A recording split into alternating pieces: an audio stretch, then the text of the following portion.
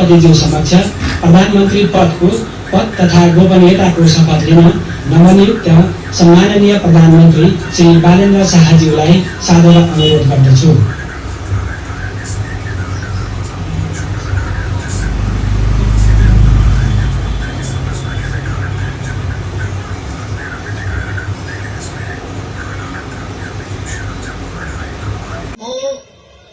म बालेन्द्र शाह नेपालको सार्वभौम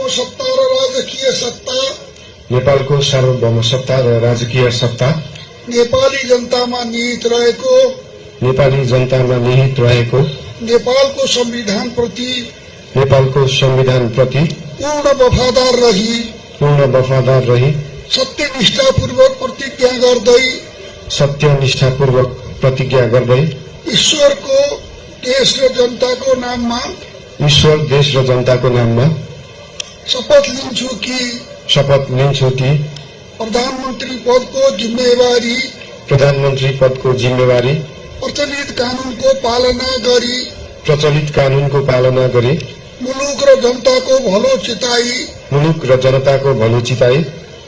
कसैको डर नमानी पक्षपात नगरी पूर्वाग्रह वा खराब भावना नलिई ईमानदारीका साथ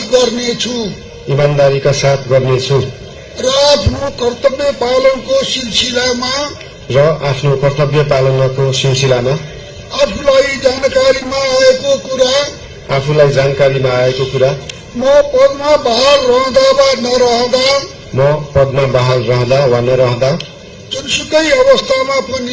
जुनसुकै अवस्थामा पनि प्रचलित कानूनको पालना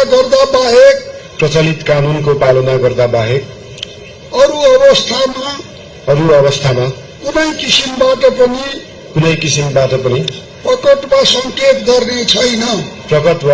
गर्ने छैन। धन्यवाद। यसपछि नवनियुक्त सम्माननीय प्रधानमन्त्रीज्यूलाई आफ्नो आसनमा रही शपथ पत्रमा हस्ताक्षर गरिदिनु हुन अनुरोध गर्दछु।